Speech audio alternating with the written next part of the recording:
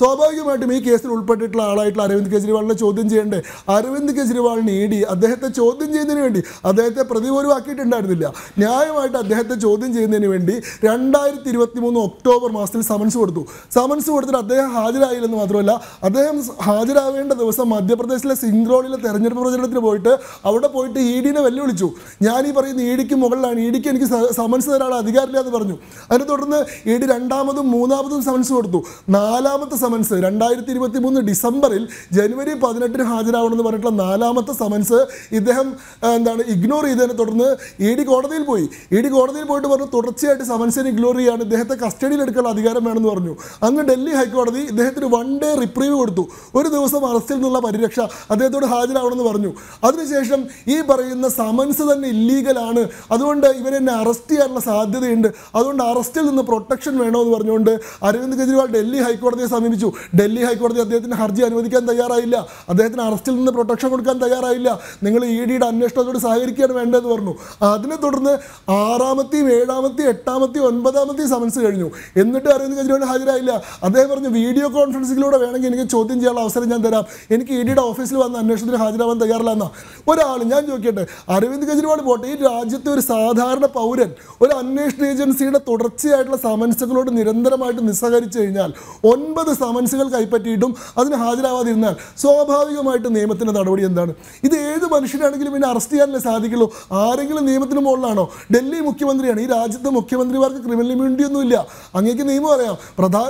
പ്രസിഡന്റിനും ഗവർണർമാർക്കും criminal immunity ഉണ്ട്, പ്രധാനമന്ത്രിക്കോ മുഖ്യമന്ത്രിമാർക്കോ criminal immunity ഇല്ല. Jayalalithaa arrest ചെയ്യപ്പെട്ടത് ജയലളിത മുഖ്യമന്ത്രിയായിട്ടിരിക്കുമ്പോഴാണ്. ഇപ്പോൾ ഹേമന്ത് സോറൻ അറസ്റ്റ് ചെയ്യപ്പെടുമ്പോൾ അദ്ദേഹം മുഖ്യമന്ത്രിയാണ്, അദ്ദേഹം പിന്നീടാണ് രാജിവെക്കുന്നത്. അങ്ങനെ ഒരു ക്രിമിനൽ ഇമ്മ്യൂണിറ്റിയിൽ ആരും നിയമത്തിന് മുകളിലല്ല. 9 സമൻസുകൾ ഇഗ്നോർ ചെയ്തു. അതിനുശേഷമാണ് അദ്ദേഹത്തെ അറസ്റ്റ് ചെയ്തത്. എന്തിനാണ് അറസ്റ്റ് ചെയ്തത്? ചോദ്യം ചെയ്യാൻ അദ്ദേഹത്തിൻ്റെ വീട്ടിലെത്തി ചോദ്യം ചെയ്യുമ്പോൾ അദ്ദേഹം ചോദ്യം ചെയ്യലോട് സഹകരിക്കുന്നില്ല, സ്വാഭാവികമായിട്ട് അറസ്റ്റ് ചെയ്തു. അറസ്റ്റ് നിയമവിരുദ്ധമാണെങ്കിൽ അദ്ദേഹത്തെ മജിസ്ട്രേറ്റിന് മുന്നിൽ ഹാജരാക്കിയില്ല 24 മണിക്കൂറിനുള്ളിൽ. മജിസ്ട്രേറ്റ് എന്തുകൊണ്ട് അദ്ദേഹത്തിന് ഇളവ് കൊടുത്തില്ല? മജിസ്ട്രേറ്റ് പറഞ്ഞത് 7 ദിവസം അദ്ദേഹത്തിനോട് റിമാൻഡിൽ പോകാനാണ്. കാരണം കസ്റ്റഡിയിൽ ഇൻ്റർഗേഷൻ ആവശ്യമാണ്. കൃത്യമായിട്ട് അദ്ദേഹത്തെ ചോദ്യം ചെയ്തതുമായി ബന്ധപ്പെട്ട വിവരങ്ങൾ പുറത്തു കൊണ്ടുവരേണ്ടതുണ്ട്. അപ്പോൾ ഇവിടെ ഒരു പ്രൈമ ഫേസി കേസുണ്ട്. ആ കേസുമായി ബന്ധപ്പെട്ട ധാരാളം തെളിവുകളുണ്ട്. ഈ പറയുന്ന ഇ ഡിയുടെ അന്വേഷണം ഉണ്ടാകുന്നതിനൊരു പശ്ചാത്തലമുണ്ട്. CBI അന്വേഷിച്ചത് അഴിമതിയാണ്. അഴിമതി അന്വേഷിച്ച് വരുമ്പോഴാണ് ഈ പറയുന്ന കിട്ടിയിട്ടുള്ള പണം 600 കോടി രൂപയുടെ അഴിമതിയാണ്. 100 കോടി ആം ആദ്മി പാർട്ടിക്ക് കിട്ടിയത് മാത്രമല്ല, ഇതിലെ വ്യവസായികളുടെ ലാഭവും ഇതിലത്തെ അഴിമതിയിൽ പെടുന്നതാണ്. 235 കോടി എന്ന് പറഞ്ഞിട്ട് തുടങ്ങിയിട്ടുള്ള മണി ട്രെയിനിൻ്റെ അന്വേഷണം 600 കോടിയിൽ എത്തി നിൽക്കുകയാണ്. ഇത്രയും വലിയ ഒരു അഴിമതി ഉണ്ടായിട്ട് ഈ പണം എങ്ങോട്ടാണ് പോയത് നോക്കുമ്പോൾ ഈ കിട്ടിയിട്ടുള്ള പണം ഇവിടെ ലോണ്ടറി ചെയ്യപ്പെട്ടിട്ടുണ്ട്. പല ആവശ്യങ്ങൾക്കും വേണ്ടിയിട്ട് ഡൽഹിയുടെ പുറത്തെ പല സ്ഥലങ്ങളിലേക്ക് എത്തിച്ചിട്ടുണ്ട്.